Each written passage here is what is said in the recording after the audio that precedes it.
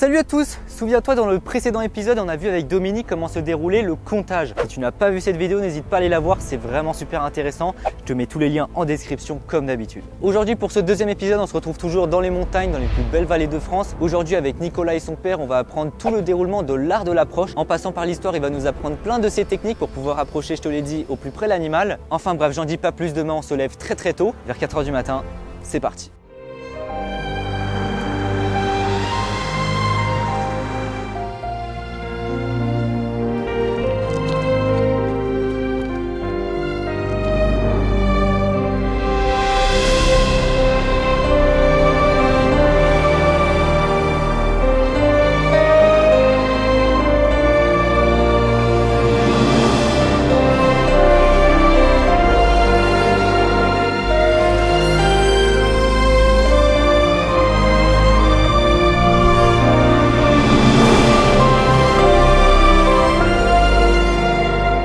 Aujourd'hui, je suis en compagnie de Nicolas et de Jean-Charles. Du coup, je vous en prie, présentez-vous, ce que vous faites, etc.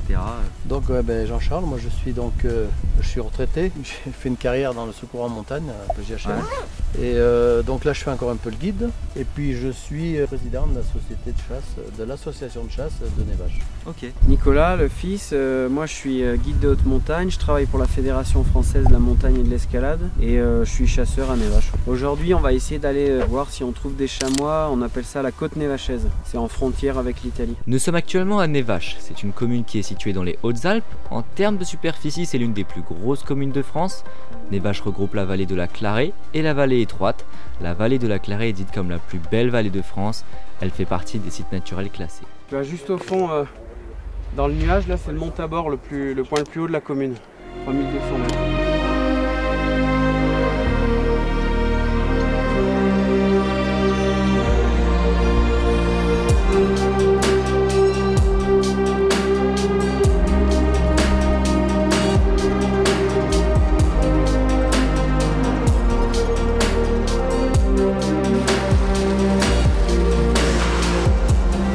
Et du coup, c'est quoi tous ces blocs de béton là, un peu partout?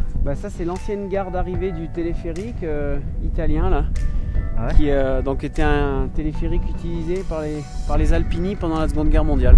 Et du coup, pourquoi il est plus là le téléphérique? Il a été démantelé après la guerre là, comme les blocos ils ont été neutralisés quoi. Là il y avait plusieurs blocos avec plusieurs fenêtres de tir, il y en a encore une là-haut dans l'aiguille, le petit point noir. L'ensemble des fenêtres avait des tirs croisés, ils se protégeaient les uns les autres. Comment tu fais pour pister les chamois? Par exemple ce matin tu me disais voilà il est sûrement au-dessus, etc. Là nous ici on connaît bien les lieux, donc il y a presque toujours du chamois, c'est pour ça qu'on pense qu'il y en a au-dessus. Et après quand on connaît pas les lieux, eux ils aiment les terrains escarpés quoi. Les prairies gazonnées ils y sont pas tellement. Là ils y étaient un peu ce matin en haut, mais c'est pas leur terrain de prédilection. Et tu tires des traces du chamois et tout? Les traces, ouais, ça nous arrive de suivre les traces. Quand il y a la neige c'est plus facile. Neige, ouais. Des fois on arrive à un endroit, on voit rien. S'il y a des traces fraîches ou des creux de fraîches, ça nous donne quand même des indices pour revérifier avec les jumelles la zone quoi. Quand tu vois zéro trace et tout et que tu vois rien en jumelles, là il se peut qu'ils soient pas là quoi. Le matin on les voit mieux que la journée et après quand ça avance un peu dans la journée ils sont plutôt à l'ombre.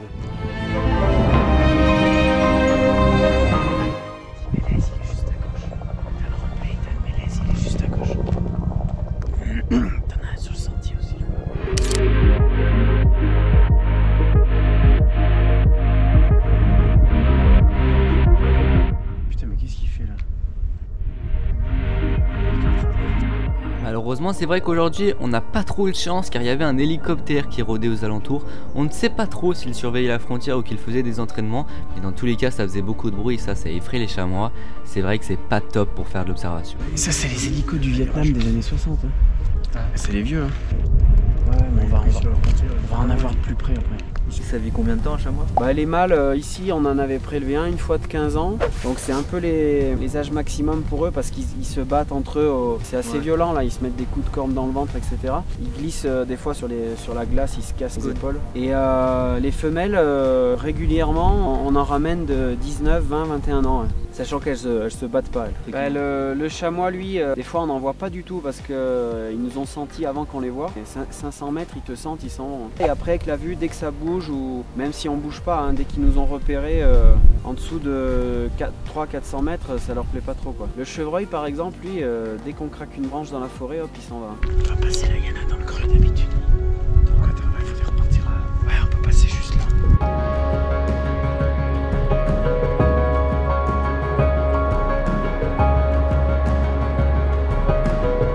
Et donc là, ces espèces de petits panneaux, ça indique la frontière. Ça c'est bornes, c'est la frontière ça, ouais. Ouais. Et les numéros, ça sert à quoi? Elles sont toutes numérotées. Ça c'est la 10, donc l'autre on a vu la 8, la 9 elle est là-dessous, la 10. Et après il y en a encore sur l'arête là-haut. Sur les cartes, elles sont marquées sur les cartes, il y a le numéro sur les cartes. Ouais, c'est juste un repère. Ouais, c'est un repère pour surveiller si personne ne les enlève. Bon. Ouais. Ouais, les Italiens ils l'avaient mis là-bas sur le sentier là-bas. Ça là ils l'ont décellé, ils l'avaient mis là-bas. Je l'ai remis là-haut.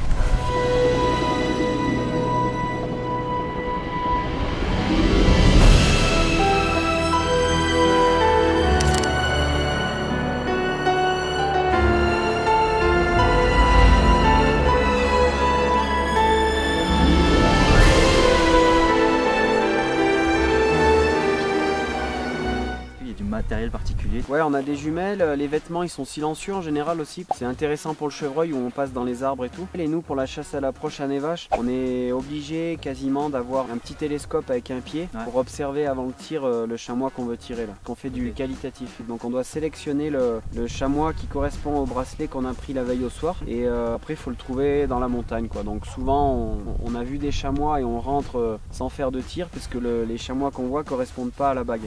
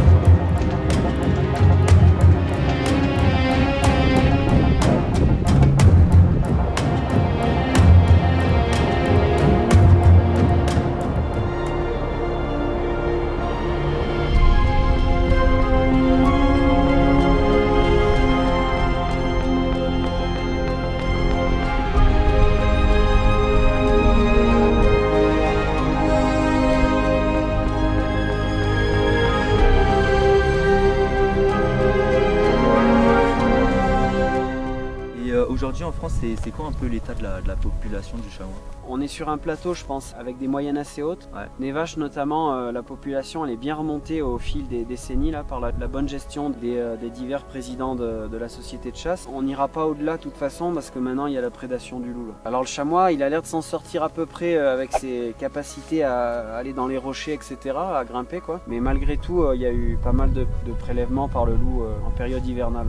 Pourquoi du coup il y a de plus en plus de chamois Le mode de chasse qualitatif, il se fait de plus en plus dans les sociétés de chasse. Après-guerre, là, ils chassaient le chamois à la traque avec des chiens. Ils en blessaient beaucoup avec les fusils parce qu'ils n'avaient pas forcément des carabines. Et ils regardaient pas ce qu'ils tiraient. Donc, par exemple, nous, les femelles, on essaye de les épargner. C'est pas au niveau national, mais au niveau départemental, le tir de la femelle avec un petit est interdit. Donc là, déjà, on la touche pas. Les chevreaux, on en tire un petit peu en fin de saison. Et après, chaque société gère différemment. Mais nous, voilà, les jeunes mâles, on les tire pas. C'est les reproducteurs. Les toutes jeunes femelles aussi, la 3e année, on la tire pas parce qu'elle n'a pas eu le temps de faire le chevreau, elle était éthère l'avant. Donc toutes ces classes-là, on les touche pas, on les tire pas. Donc certains territoires, on tombe sur un bel animal, on le tire. Et il y a certains chasseurs comme nous là, ils ont un chamois ou deux en tête par territoire et ils les observent plusieurs fois. Et puis le jour où ils ont la bague, ils le retrouvent et puis ils sont contents de réussir le tir du chamois qu'ils ont retrouvé, quoi. Donc là, on vient de sortir, on était calé juste derrière là-bas, on était bien caché et on a réussi à photographier une dizaine de chamois, un peu plus, une quinzaine,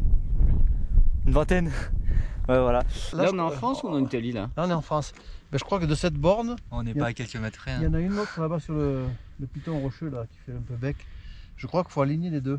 Là, ils n'en avaient pas mis là-dessus. Au dernier comptage, les vaches comptent environ 1200 chamois.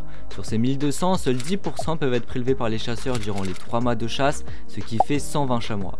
Mais en réalité, ces chiffres-là sont jamais atteints et en général, seuls 70 sont prélevés. Mais attention, il y a des règles. En fonction des départements, ces règles divergent, mais à Nevache, tout chasseur doit se prémunir d'une bague qui est valable une journée.